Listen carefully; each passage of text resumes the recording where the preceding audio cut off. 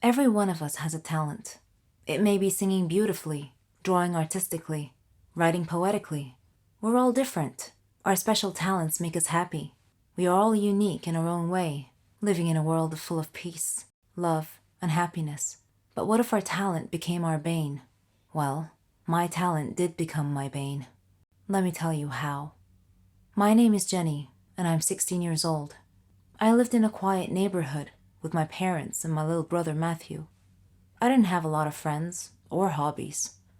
I was only interested in social media, but I always had a feeling that I had something unique, something that distinguished me from others. Turned out I was right. It all started on my grandmother's birthday. My family and I were traveling to her home to celebrate the occasion. The road was narrow and bumpy, with a rocky shoulder on one side and a river on the other. Dad was driving too fast, so obviously, Mom was a bit worried. Conversely, Matthew was excited. It was raining so hard that day that Dad feared the weather might get even worse, so he was driving faster than he should have to try to arrive at Grandma's house quickly. I was worried too, but for a slightly different reason. I had a feeling of impending doom on that trip. The rain got progressively worse. There was almost continuous lightning and thunder. Suddenly, we saw a big truck that had stopped on the road ahead of us. Mom screamed. Dad swerved to avoid hitting the truck and lost control of the car, which had gone on one of its sides and off the road into the river. It was the most frightening situation I had ever experienced in my whole life. We went underwater, and I felt as if we were in an aquarium. Dad was unconscious, and his forehead was bleeding.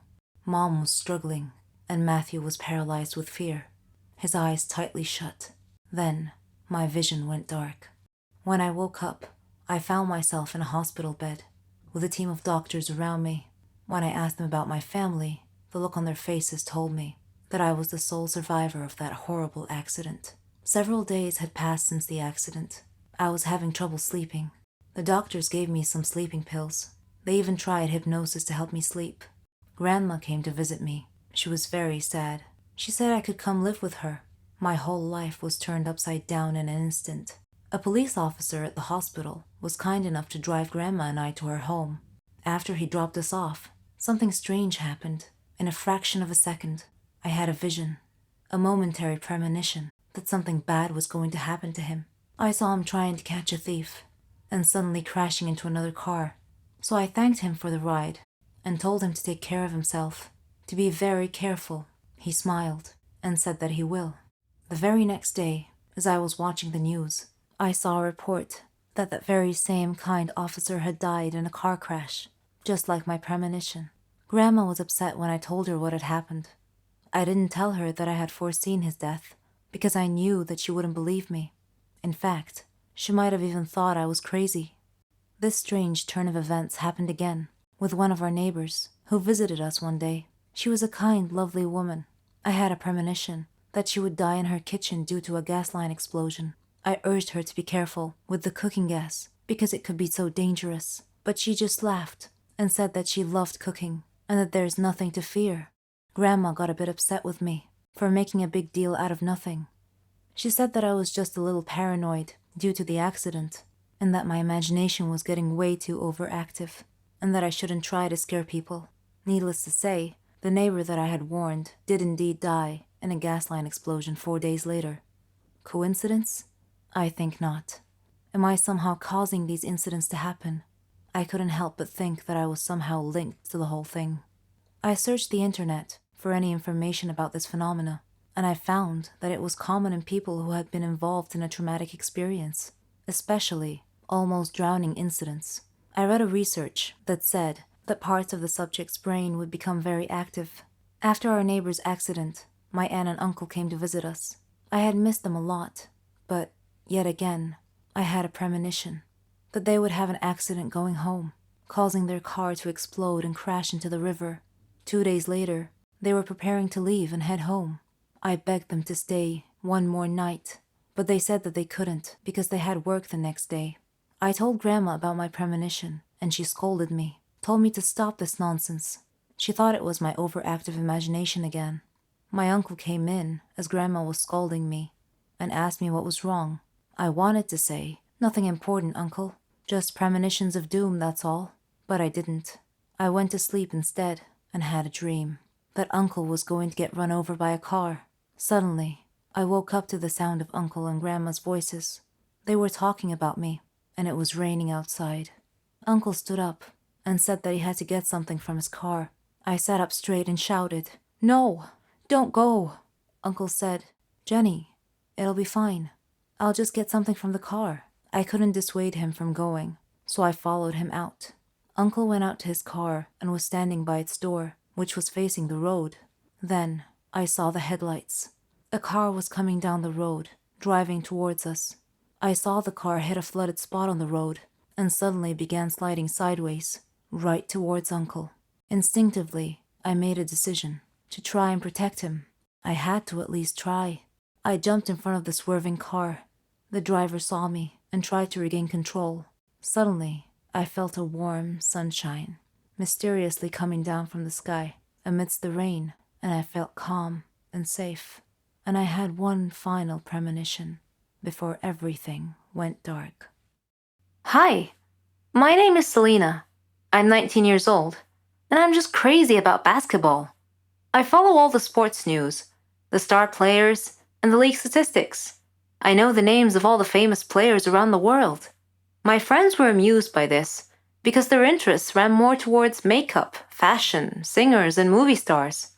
I thought those girl things were just outright vain, shallow, frivolous, and downright silly to tell the truth. The college's basketball team coach was forced to take leave due to a chronic illness, leaving the team without a coach. Due to my high school reputation and widely recognized basketball expertise, I was asked if I wanted to serve as the basketball team's temporary coach. I had always dreamed of someday becoming a coach for a famous basketball team, so I jumped at the opportunity. School leagues presented opportunities for players to show what they've got and maybe get scouted by a professional league team. It was also my chance to start as a college basketball coach. By studying the opposing team's previous games, I analyzed their strategies and learned their strengths and weaknesses. I was able to excel and drive my team to an undefeated streak of winnings. We won the college league championship. I was selected to train a team in a professional league with another famous coach.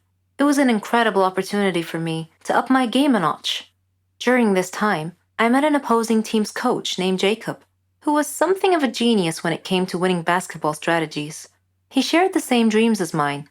He bragged that his team was better than mine. Well, I couldn't ignore the gauntlet he threw at my feet, so I challenged him to a game. My team against his, in the upcoming season, and may the best team win. If my team won, he would acknowledge me as a superior coach, and vice versa. The season began, and both our teams began beating all our opponents. I used these victories to hone my coaching skills to the next level. Both our teams were undefeated until the day we were to face each other in a championship game. The game began, and both teams played hard. We stayed closely matched the entire game. In the final few seconds of play, one of their players got past our defense. He scored a buzzer beat.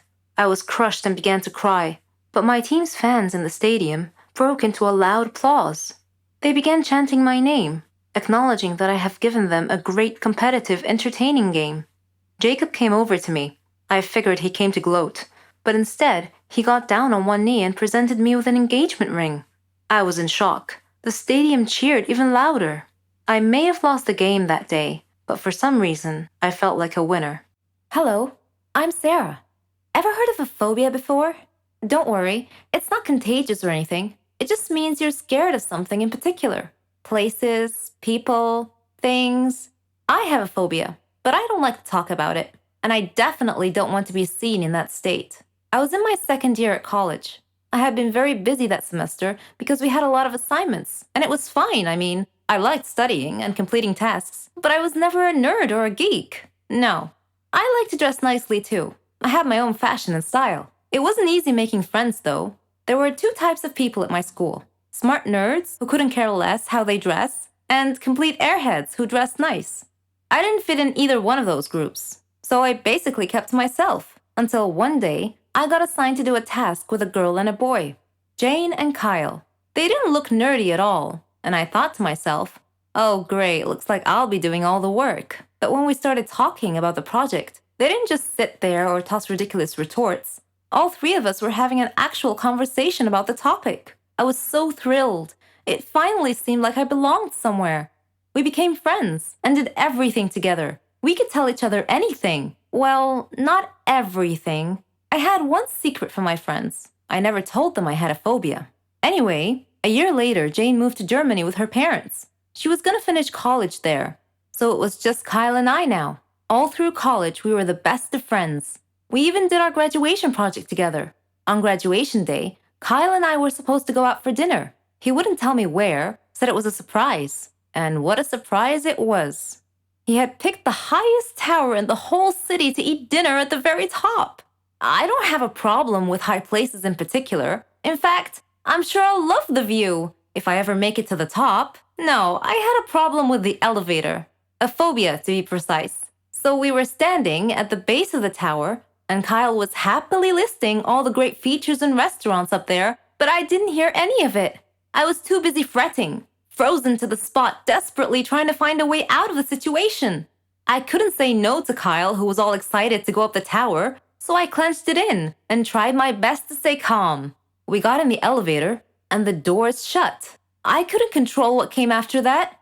I was terrified, screaming and shouting hysterically, banging on the walls, then falling to the ground. Of course, I don't actually remember any of it.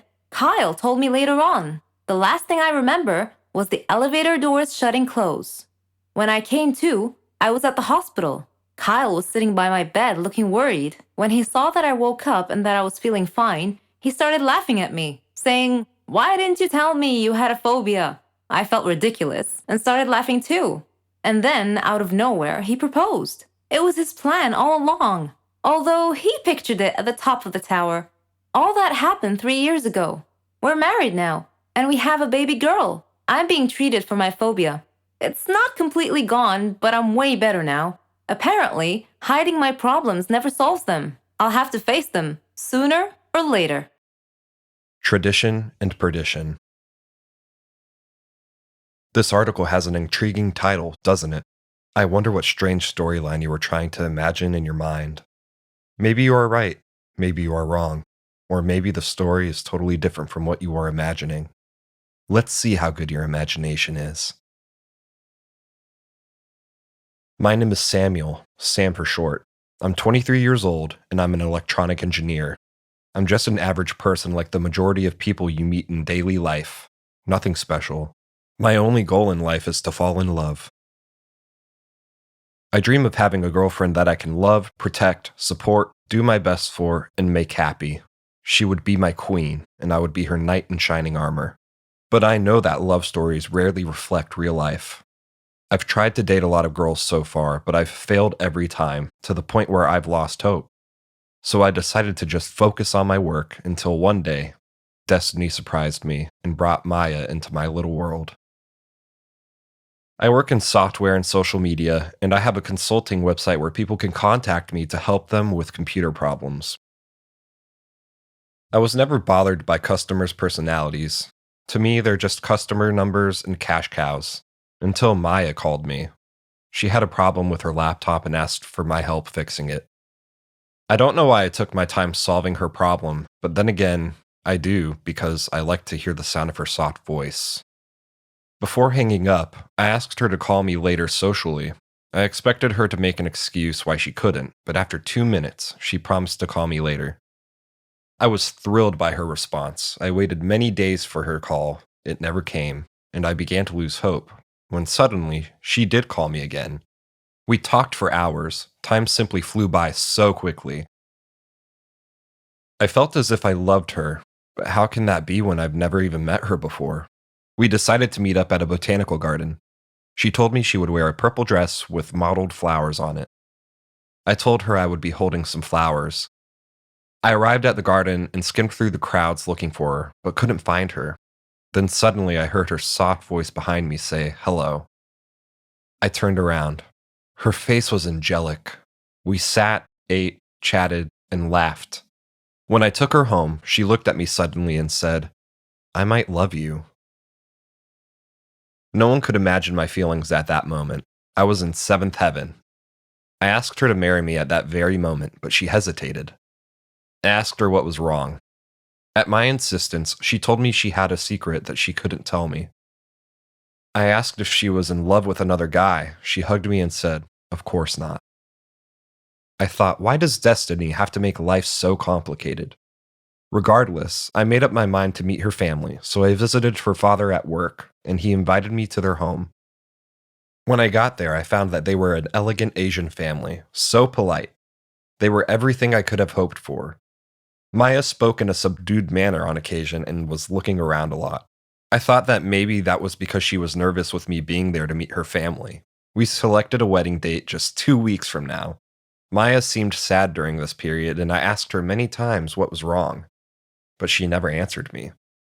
I even gave her a chance to back out of the wedding in case she had gotten cold feet, but she assured me that she wanted to marry me very much, and she begged me not to abandon her.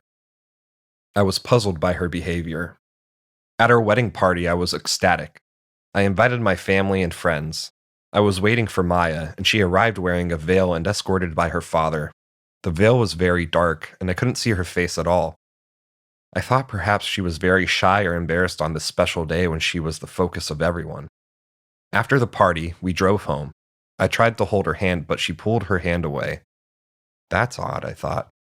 Once we arrived home, I tried to talk to her and hug her, but she suddenly screamed and started jumping around on the tables and chairs like a monkey. What in the world is going on here, I thought. Suddenly, the doorbell rang. I opened it to find Maya's father with someone out of sight behind him. Slowly, the person stepped from behind him. It was Maya. What? I couldn't believe my eyes. I was completely taken aback, nonplussed, confused. I managed to stammer, Who are you?" "I'm Maya," she replied simply. I pointed to my bride monkeying around the room behind me and asked with a puzzled and shocked expression on my face, "Then who is she?" Her father replied in a matter-of-fact tone, "That is Taya, my oldest daughter." I looked at Maya and she shrugged helplessly and explained, "It's our tradition that the oldest daughter has to marry first before the younger one can get married. I tried to tell you, but I couldn't because otherwise no one would marry Taya due to her mental illness." I didn't understand. Many questions were rolling in my mind. You mean, I married Taya instead of you? I had been tricked, betrayed. I felt as if I were in an insane asylum or a nightmare or the butt of some bad joke.